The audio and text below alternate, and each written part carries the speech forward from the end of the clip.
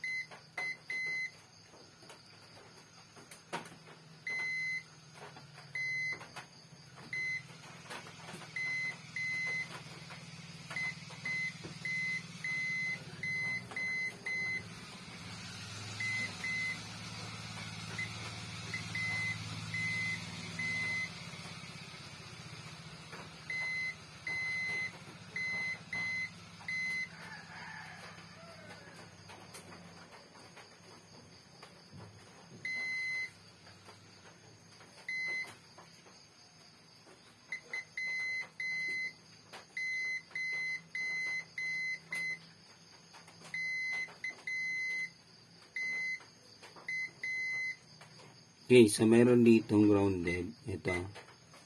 Sa part na to. 1, 2, 3. So, hindi ko na masyadong Actually, wala akong schematic nito. So, hinahanap ko lang yung pinakang niya.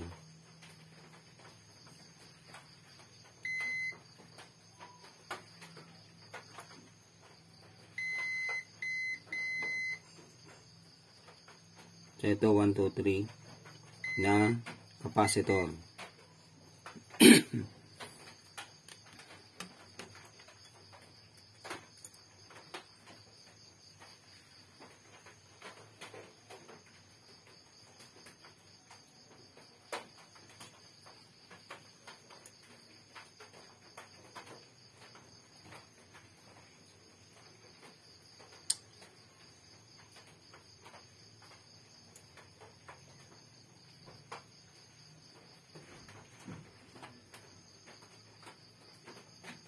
Pwede kayang short na ang kanyang charging IC.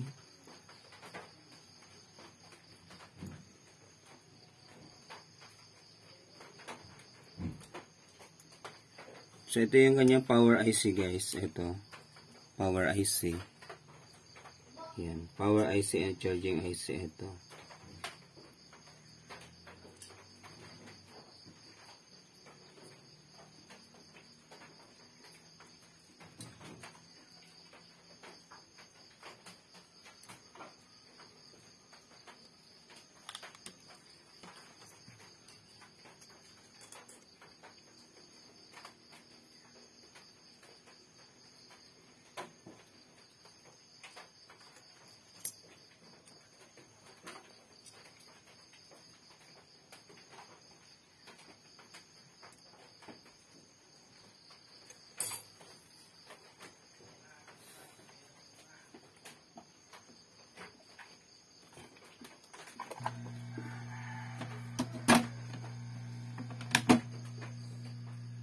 Gamit na tayo ng hot air.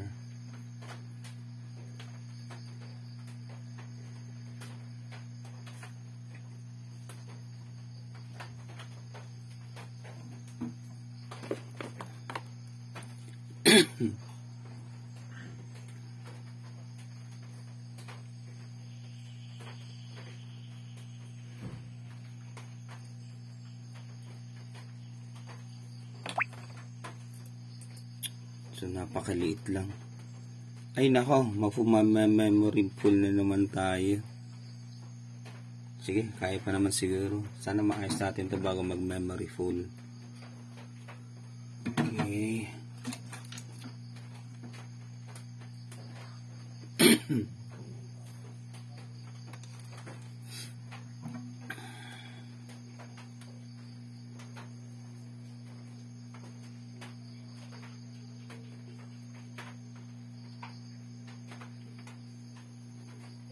Parang hina ng init ah.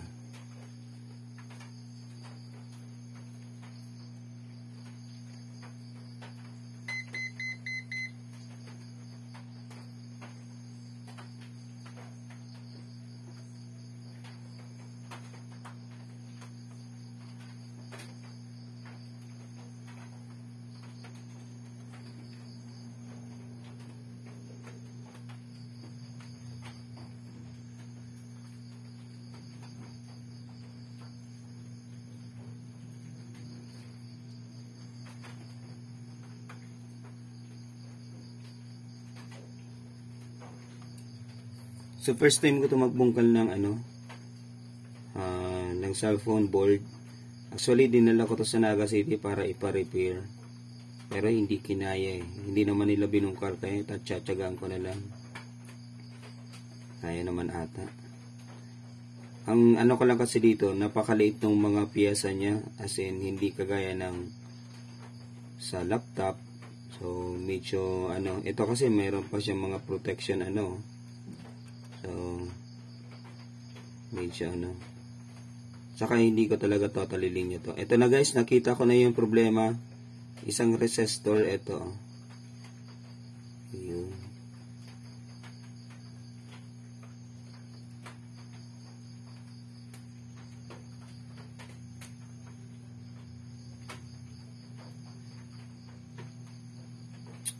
Ayaw pang matanggal.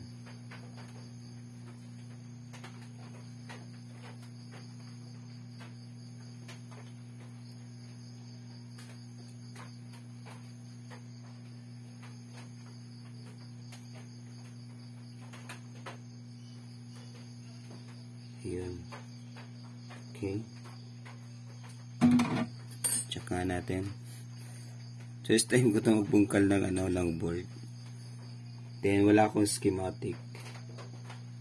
So, umaasa lang tayo sa Ayun. Ayun nga, guys. Ito nga ang problema.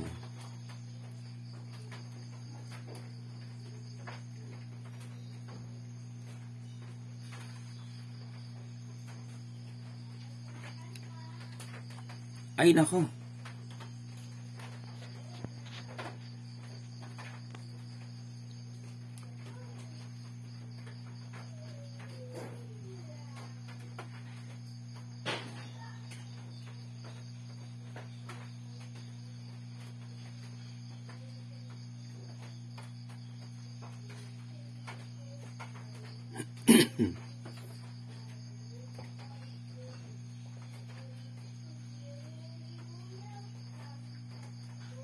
Ayun guys, ito napakaliit lang So butas na siya sa ilalim.